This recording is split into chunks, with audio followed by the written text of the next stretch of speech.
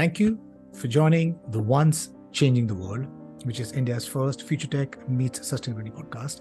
And today I'm delighted and honored to have with me Mr. Roger Spitz, who is the president of Techistential and the chairman of the Disruptive Futures Institute.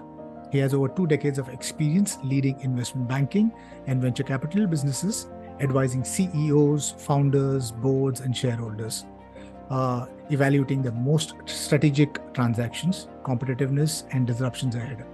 He sits on a number of advisory boards of companies, climate councils, VC funds, and academic institutions globally.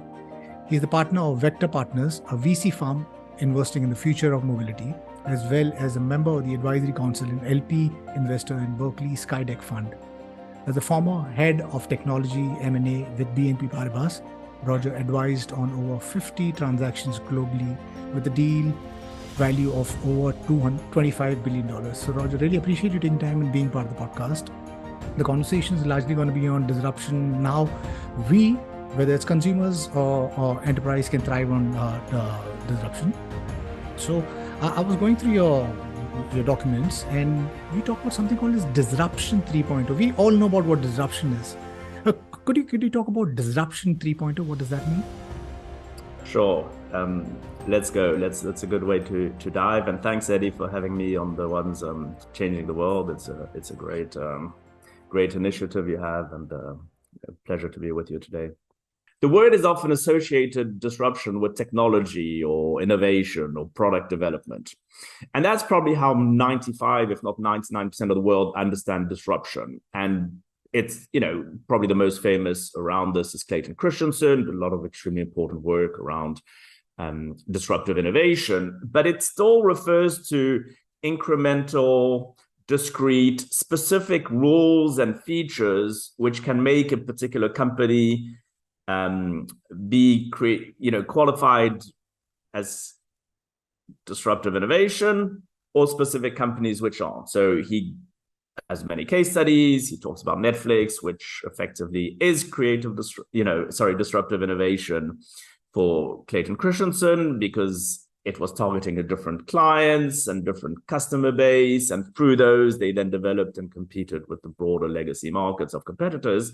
Whereas Uber, for instance, he defined those as not being disruptive innovation because Uber was focusing on the same customer base. Even though it was an app, it was basically the same customer base, just targeting price and with a different form factor. What we call, and that for us is disruption 2.0. And disruption 3.0 is really systemic. It's a constant. You almost can't separate it one thing from the other because things are hyper-connected, they're self-reinforcing. So you might have the impact of something somewhere, but it basically cascades and amplifies and develops beyond that particular aspect. So it's unexpected, it's complex, it's nonlinear, it's a constant, and it's permanently kind of self-reinforcing and changing. It's dynamic. What you're trying to say is Disruption 3.0 is going to be continuous, and largely, I would agree, because from you described Disruption 2.0 and Disruption 3.0. I think there's a lot of things which is happening. I think for the first time in the history of human history, we have a technology which can self-improve itself. And that's the reason you see these generative AI doing things which is like beyond what we have seen in the earlier disruptions. Now, you've also written the book Definitive Guide to Thriving on Disruption. There's 4 volumes to it. Would you mind to give my audience like a brief overview or synopsis of this book and possibly the 4 volume? Thanks for asking, Eddie. That's really the key idea we have throughout the whole guide. In other words, we're in an environment which is complex, which is unpredictable, and which is uncertain, where the features we're describing as Disruption 3.0 are affecting pretty much everything. And it brings questions as to how should we make sense of this world where everything is so interrelated? What are these drivers of change? And what are the frameworks to adapt? And so what we decided to do is we were getting a lot of demand, especially when the pandemic hit and afterwards, as to what on earth is going on and what do you do about it? And when we developed a lot of executive programs and talks, we ended up with quite a lot of material which people were finding very relevant from the feedback we were getting. And so we decided to write these 4 volumes, which are the definitive guide to thriving on disruption. Volume 1 is effectively the foundations. How should we understand and make sense of this complex, unpredictable, nonlinear world? Volume 2 is frameworks. What are the essential frameworks for uncertainty and disruption that can help you address it, that can help you deal with it, that can help you operate it once you've made sense of that world? Volume 3 is focused on the individual. It's beta your life. What is existence in a disruptive world? What does it mean for longevity, for education? How should we be thinking about education? Work and money, the creator economy. Many of those aspects which are really focused more on the individual, maybe as an entrepreneur, but also especially as a human. And then volume 4 is your business. Volume 4, which is this one, is disruption as a springboard to value creation. And here we're looking at questions around, what does our complex and unpredictable world mean for you as a business? How can we develop anticipatory governance for leadership and boards, given that it's an increasing cost of business as usual? What sustainability and climate technology opportunities are created by the energy transition? How can organizations approach ecosystem innovation through business models as a system? How do you need to almost think as live organisms for business models as a system, as opposed to standalone company and specific business model? Everything is quite integrated and interrelated for complex problems. How will industries evolve beyond the digitization? We're kind of moving beyond the era of just that digitization. So industries are intersecting, they're converging, but they're emerging as something completely different. What is plant-based protein, alternative protein? What sector is that? What is a computer chip if it's driving a car and if it's 80% of the value of a self-driving car? Is it a chip? Is it hardware? Is it AI? Is it... So it's really thinking about the future industries and sectors, what happens with space exploration. So it's taking those fundamental kind of questions and uncertainties, unpacking them and looking as to how they might relate for business organization, thinking about its strategy going forward. Right. You mentioned about, possibly, how we go about consuming, a food that could completely change, the future of food, the future of education, the healthcare, and all of these things could change. But could you kind of like pinpoint on, what is it that is going to be, shaping the future? I mean, the business society. Maybe if you could just give a clarity around that. What are those tech stacks? What are the opportunities over there? Despite being a futurist, futurists actually don't predict the future. So what we're not trying to do is sort of say, this is exactly what will happen. What we're trying to do is unpack the different degrees of uncertainty, appreciate the underlying drivers of change, think about how they might connect and what might be the implications and next order implications of those. So to answer your question in terms of what do we see as, if you simplify it and sort of say, okay, a lot going on, what are those drivers of disruption? What are those underlying drivers of change? And you're right to put the language you did, which is, I think you mentioned opportunities and you also meant, things that could be negative. And we use disruption very much in the same neutral way.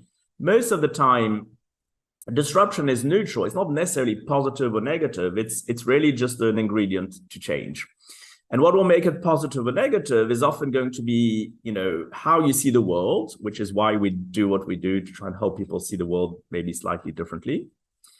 How you prepare for those changes, and then how you respond when changes arise, especially those you might not expect. And that will impact disruption. So for us, we divide those drivers of disruption, those drivers of change you're asking in your question, into 5 clusters.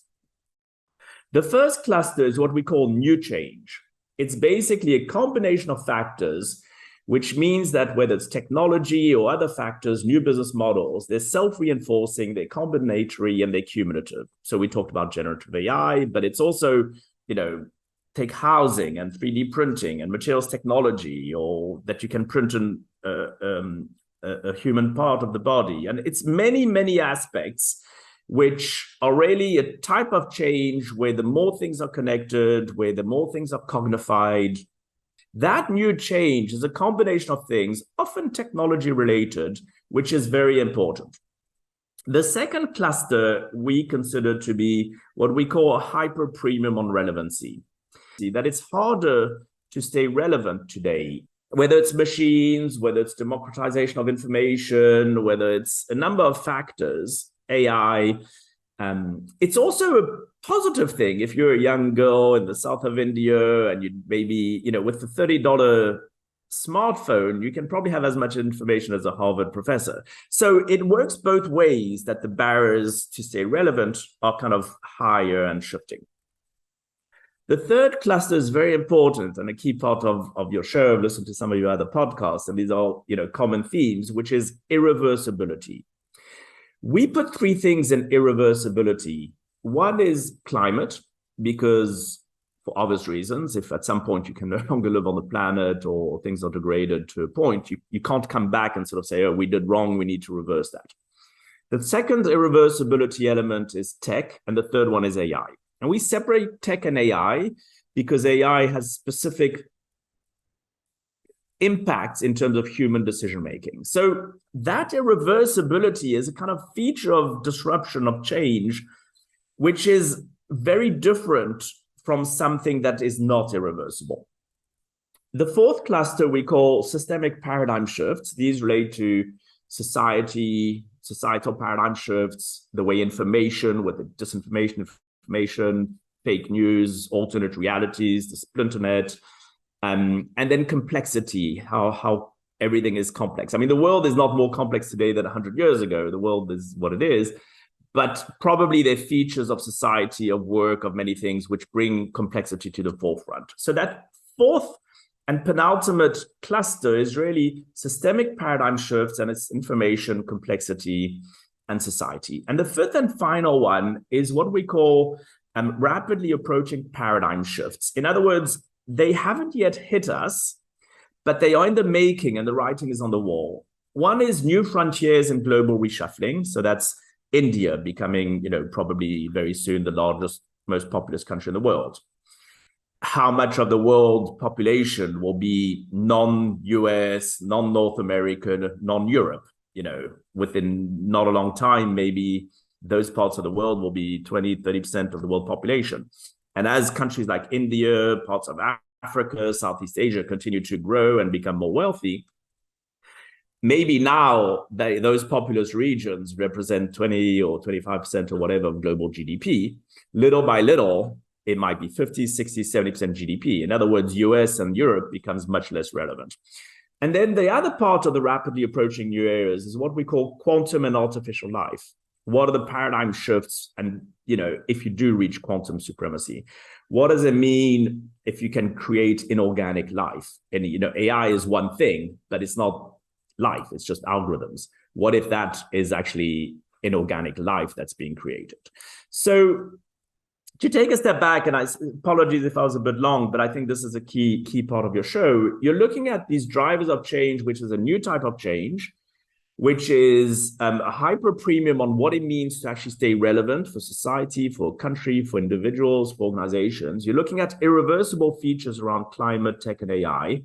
You're looking at systemic paradigm shifts, and you're looking at those rapidly approaching new eras, which themselves would be quite transformational. And everything of what we discussed is very linked, hence the idea of systemic disruption.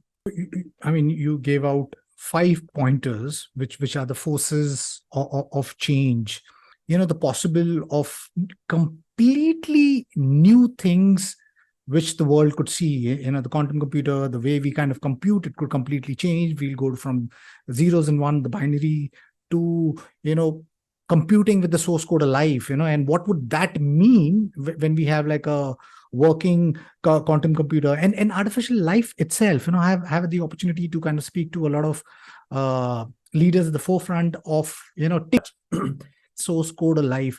Mm-hmm. Now, in all of these like complex dynamics which is being played out, what would be your advice to, a layperson, a common man, or a business? Are there some insights you think that could help individuals and businesses? The most important and effective, which unfortunately is not is not being done at a societal level is really for, for countries, for institutions to realize that the current governance structures, that the education systems, that the incentive structures are not adapted to this deeply uncertain world where there's so many variables and uncertainties. So you still have an education system, whether it's, I'm not even just thinking about generative AI, I'm just thinking about what we've been discussing about the extent of how deep these uncertainties are.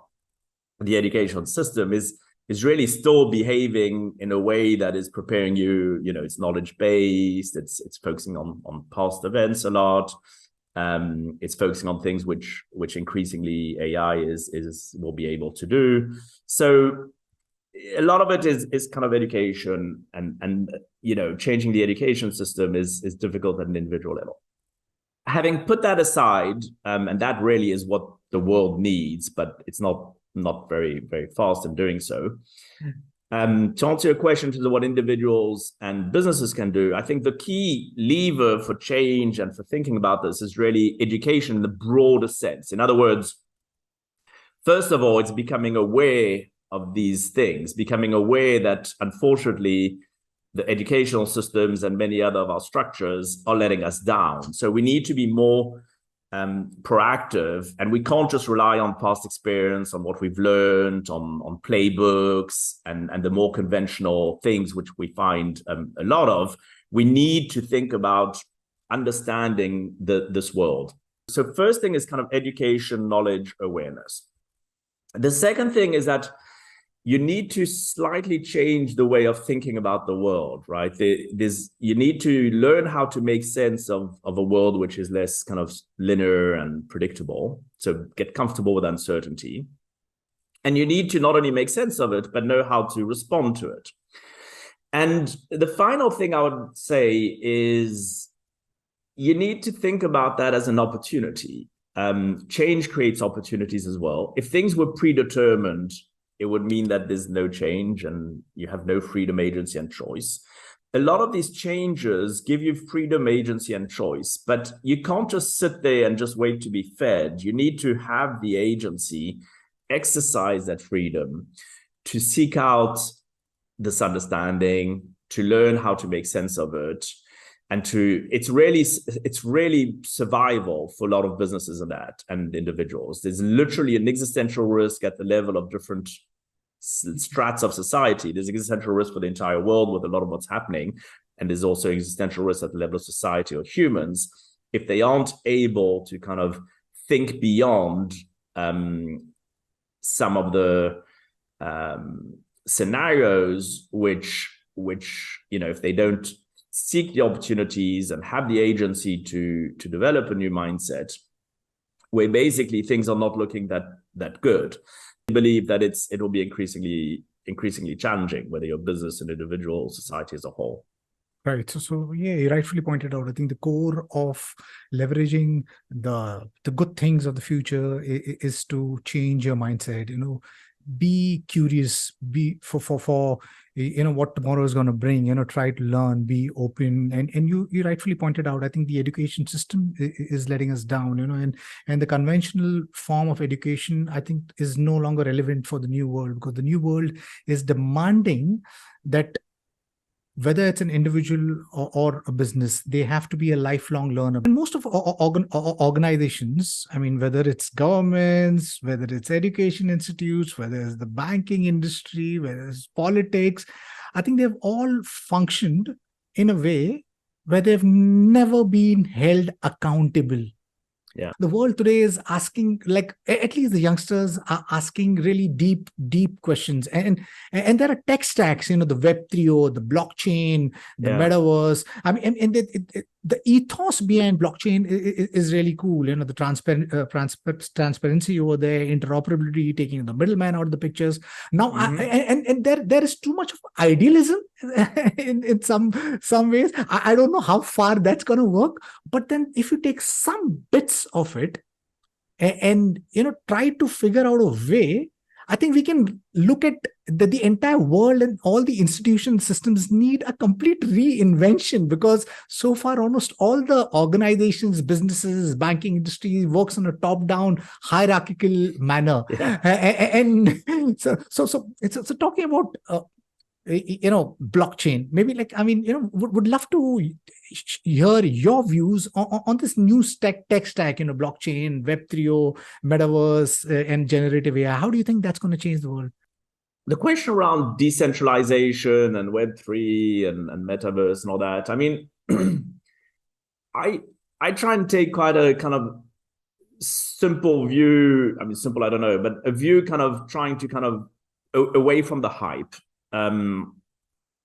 I think what happens is, why do we miss inflection point and how does the hype happen? It's a combination of two things which are kind of paradoxical, and I try to kind of appreciate those. One is Amara's law.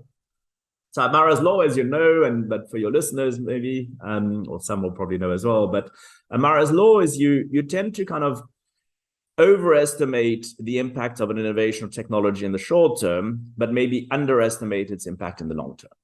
And then the opposite kind of effect is exponentiality, which is the change is happening and quite fast and significantly, but it's happening on small things on a small scale. So it's indiscernible at the beginning, like the pandemic. And then it's only at the end when it's too late that you suddenly notice it.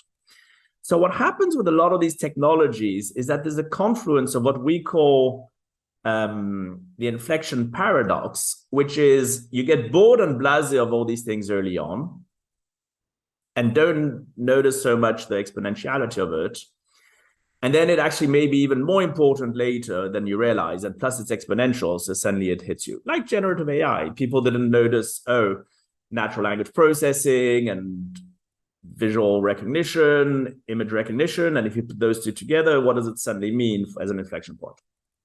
So the way we look at all this decentralization, blockchain, immersive, is that we believe that it is the direction of the way things are going. We believe that there is an element of decentralization enabled by technology, not just blockchain, but just many things which don't require command, control, hierarchical, whatever structure, whatever that may be. And we do believe that there is a movement which is very significant and real towards virtuality and immersion. Anything that can be virtualized, digitized, will be decentralized. So whether you call it the metaverse, whether you define it in a specific way, whether you want to put a date as to what it is, honestly, it doesn't matter. The point is that people are spending more and more time in immersive environments, that gamification is affecting all generations, all sectors, from education to healthcare to all kinds of things. And that this idea of what is the real life and IRL versus virtual is continually going to encroach on an increase of virtualization, digitization, decentralization, etc. And I think that's the important thing to register, that is for real, that it's significant, and not to be too hung up with the specifics of a technology or a form or specific date or when it will impact this and that. And to understand the dynamics of what Amara's law does to you in terms of ignoring certain things because they get too hyped and the Gartner hype cycle and that, not to try to predict, but to really look at the fundamental drivers of change, all of that which we labeled early on as new change. Effectively, all those are features of new change.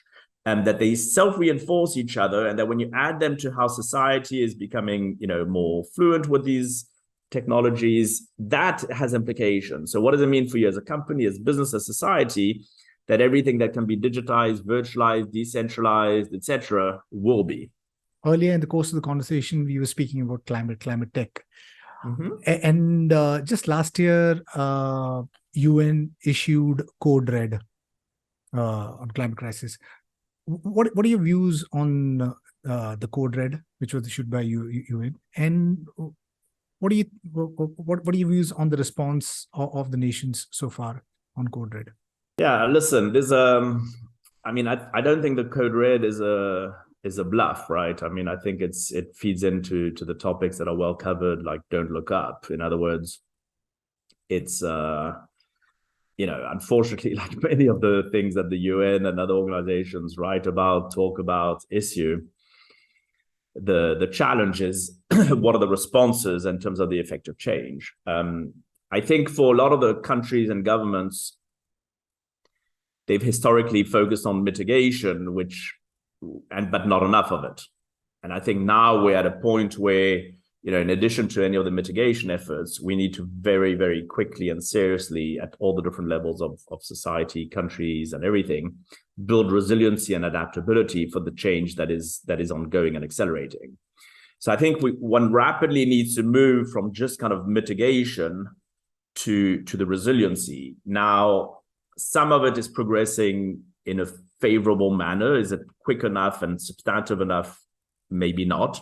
Probably not. That's, some of the legislation, certain countries or regions saying, you can't have gasoline cars from 2035, and certain, the US put through major legislation to support the industries and the energy transition. But ultimately, it's a little bit coming back to what we were discussing earlier with the exponentiality, right?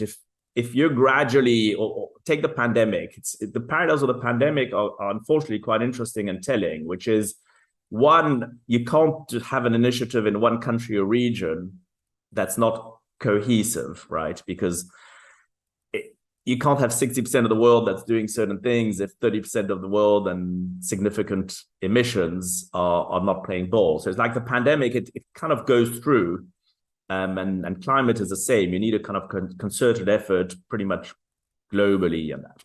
The second thing is the exponentiality, the speed with which things can then have knock-on effect, and the systemic disruption we talked about when certain climate events, and it has a cost to insurers, and then to the assets, and then to the owners of the assets, and then to the residents and the population, and then the migration, and then the economic systems of the major financial cost, and then the social instability. So these things, in a world of systemic disruption, which again is not just technology, it's not just Silicon Valley and that, self-reinforce and cascade, they are major, the ramifications. And it's evident that the governments are not acting fast enough, nor are the organizations. There is such a thing as, we're focusing a lot with climate on the tipping points, and the tipping points are alarming at many levels. People much better qualified than me have written and talked a lot about the tipping points in terms of the dangers, which is why we call the climate as a disruption driver irreversible. We need to kind of not get to the dangerous tipping points. But what we need to kind of all work, continue working very hard on is the virtuous tipping points. You can reach virtuous tipping points for gasoline cars. If you take the big emissions, food, agriculture, and water, what are the big tipping points that are virtuous that can help, those 25% of global emissions be significantly reduced? If you then take the second biggest carbon emissions of buildings, what are the virtuous tipping points we can have for the building sectors and industry that have less emissions, and then transport, etc. So in a systemic world, some of it is going to come from education and how the mindsets and how we think about the world. Some of it is going to come through legislation. Some of it is going to come through incentives. Incentives will determine the outcomes, as Manja says. So it's really hitting those different levers that allow you to change, some of which are incumbent on the government, some of which are not, in a way that's effective and that reaches the virtuous tipping points. And I think what the governments, to kind of wrap on the question, need to accelerate, and they're clearly not doing enough, is how can they support all these leverages for change, which can accelerate and amplify the virtuous tipping points to make sure that, the resiliency, adaptability, and the mitigation all kind of feed themselves in a virtuous, amplified way. Everyone in the narrative, we talk about climate urgency. We are next to like a tipping point, when it comes to climate crisis. But countries like India, we've got the net zero is around 2017. It's not just India, but there are so many other nations who are looking at 2050, 2060, 2040 as a net zero. And it's not just nations. I think it's these big tech. They're doing the same. Are we in the privileged position to kind of ignore the impact of climate crisis And maybe talk about Techistential, also your company, and maybe your works in the field of climate crisis. Sure. So no, listen, it's evident that it's the elephant in the room, right? There's no way that these time horizons can be, that you can have the luxury of thinking decades and decades ahead. I was at a very interesting talk just over a year ago at the Long Now here in San Francisco by Kim Stanley Robinson, who wrote the Ministry of the Future. And he was saying that the book he wrote in 2019 was looking at 30-year time span for which humanity needed to reach utopia, which he defined utopia as avoiding mass extinction. And he was saying that book he wrote in 2019, which is a client fiction, so it's science fiction, but it's fact-based and science-led. And he said that that 30-year time frame, which he thought was kind of what the world and society had in 2019, with the evidence he had when he gave the talk, I think it was March 2022, 3 years later, that 30 years was for him more what needed to be done within the decade. So the urgency is there. The danger with the net zero and those things that are decades away is that it can defer the urgency of the effective changes that need to be done today, right?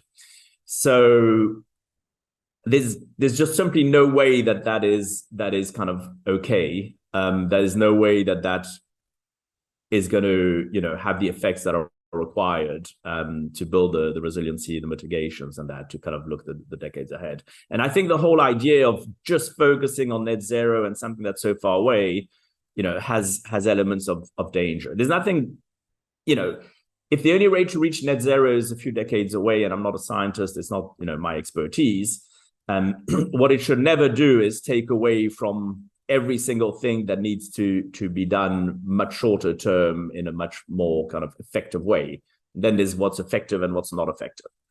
So that's kind of just broadly kind of stating the obvious, tying into what we do at Techistential. So we're a foresight strategy practice. So we think about long-term futures, uncertainties, and how to kind of imagine different scenarios and that. And one of the things we do in terms of climate is really help organizations and individuals help educate as well around what is effective for driving change in complex systems versus what is kind of surface level or just ineffective. Sometimes you have things that are ineffective because they're intentional. So someone just putting out a press release or pretending to label things as green friendly and all that stuff. That's kind of intentionally misleading and more illegal. But sometimes there might be organizations or businesses or entrepreneurs who, in good faith, are seeking to make change, but don't realize that they might just be focusing on a point solution without thinking about what is required for transformative innovation and transformative change in complex systems. How do you scale and interact in the complex dynamic world? When you take all the, whether it's mobility, whether it's transport, whether it's construction, whatever aspect you're looking at, it is so linked to so many other parts that you kind of have to look at that as a system. And so we help organizations, policymakers think about those things. I work with a number of very interesting companies, one of which is Serviced, which is focused on climate intelligence.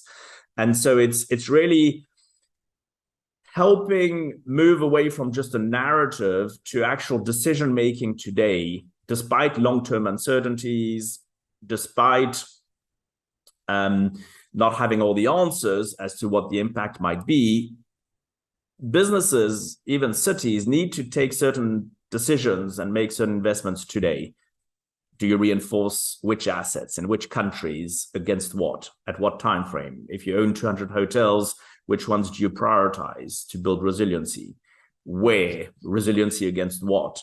If you're a city, etc. So Serviced is a company that focuses on climate intelligence to help really accept that there's deep uncertainty around the eventualities, accept that the timeframes where they might hit those outcomes are further down the line, but realizing that people and organizations need information today to make decisions that are deeply uncertain for the future. So we help connect that kind of emergent, present decision-making informed despite there being factors which are unknown, uncertain, and longer timeframes. You're a partner at Vector Firms, a VC firm investing in the future of mobility. Now, everyone thought that we'd get to an autonomous vehicle. What's the drawback, and when do you think we're going to see a level 5 autonomous vehicle? Yeah, so listen, it's always interesting because it's one of the things that's most talked about, and people have kind of predictions on that. So I'm going to disappoint you, Eddie. I'm afraid I'm not going to kind of give any kind of prediction on that. But what I would say is the following. One is that we don't focus exclusively on just, autonomous vehicles or whatever, or nor do we believe it's necessarily the panacea to the broader, things that can be done in mobility. There's a lot in mobility that we invest on that are small things that are very helpful. So some of it is thinking about even the role of AI and predictive maintenance, ways of having, even the current engines emit less, break down less, have better usage, etc. There's a lot happening in micro-mobility, which is very interesting. It's tricky, but it's effectively has zero, to a degree, very limited emissions compared to automotive. Plus, it's more friendly for the roads. You're in Mumbai, you know what I'm saying about the difference between having certain micro-mobility versus the traffic, let alone the emissions. There's a human cost of everything, So there's a lot, basically, what I'm trying to say, when you think about it systemically, and take mobility, which is indeed what we focus on, which is supportive of the energy transition, can have an amplifier and a multiplier effect in terms of certain technologies on that, but aren't looking at this magic quick fix of, if we had autonomous driving, it would be perfect, and this is the date, and let's just put everything into making sure we have autonomous driving. So as to the merits of it and the disadvantages, I think they're quite well known. The challenges even with electric vehicles, etc. It's a question of what are the lesser evils. I think one of the things which is quite important with climate, as with many things, is that there often isn't a one clear-cut solution that's perfect. So if you kind of move each time towards just keeping the status quo, we know the status quo is a time bomb, and that is really not working. It doesn't mean that every alternative, especially some of the more kind of tech-centric, shiny objects from Silicon Valley, it doesn't mean that they are effective. But somewhere in between, there is a role for technology to support. There is a role for innovation. And even, let me just mention it, because, you're in India, and India is amazing. I love the term jugaad innovation, frugal innovation, thriving on constraints, designed for rapid change, which, those authors wrote the book and coined the term, which isn't just thinking about autonomous vehicle. Final comment I will make on autonomous vehicle is, I do believe, if we come back to Amara's law and to exponentiality, that there are certain use cases, like for maybe transport or other, where some of the changes in AI probably will favor an acceleration to potential self-driving cars.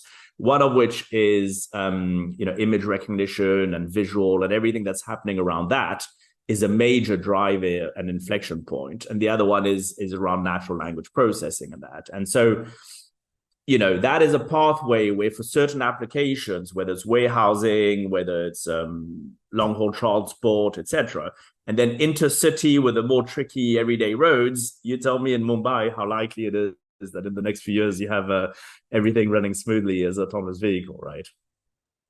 Roger, really appreciate you taking time and being part of the podcast. It was lovely speaking to you. What comes next for you? And if possible, could you paint a picture of what could businesses look like in the next 10 years? Yeah. So I'll answer first the businesses in the next 10 years. I think some of the things we've spoken about are kind of a reflection of how businesses probably will look like in the next 10 years. So just to summarize them, I think one is there'll be more like business models as a system. So there'll be more like a live organism, which is very connected, even sometimes with competitors. And I'm not talking about just platform and networks. Platforms and networks have existed for 20 years. It's almost very mature. I'm talking about, emergent ways of being more innovative, how the future of mobility might look like, where all the actors are playing a role in the energy transition. And I'm not trying to have a techno dystopian world. Not everything will be driven from technology, but what's sure is that things will be more connected, potentially moving fast, more cognified, more decentralized, more virtualized. And so those businesses will kind of need to think about what that means for them, for the opportunities and also the risk. The other thing we spend a lot of time thinking about is that the old-fashioned way of looking at different industries and sectors, I think, applies less and less, and in 10 years will certainly no longer apply. What is alternative protein? We talked about. What is Notco, a company in Chile, which is an algorithm that does, alternative milk for cappuccinos and that. What sector is that? Is that agriculture? Is it AI? Is it technology? Is it food and beverages or whatever? When things become more integrated, in Israel, they produce this miniature heart in 3D. What sector is that? Is it, 3D printing? Is it materials technology? Is it biology? Is it, when a computer chip is potentially driving a car, what is that? Is that hardware? Is it software? Is it automotive? Is it mobility? Is it technology, et cetera, et cetera? So this whole idea of isolating sectors, I think, will no longer exist. And the final thing I would say is that I'm hoping that we're moving towards a genuine stakeholder economy versus shareholder primacy. And as part of the stakeholder economy, one of the stakeholders is the environment, is future generations, and therefore it brings us back to what we discussed around the theme of sustainability and its different meanings. Right. Roger, really, really appreciate you taking time being part of the podcast. I hope that the world goes into a circular economy where everything that we create fits beautifully in a circle rather than creating innovation just for the heck of it and then realizing that the innovation has created another problem. So really appreciate you taking time and being part of the podcast. And to my listeners, if you like what you see in here, then please press the subscribe button. Until next time, see you guys. Thank you. Really appreciate this.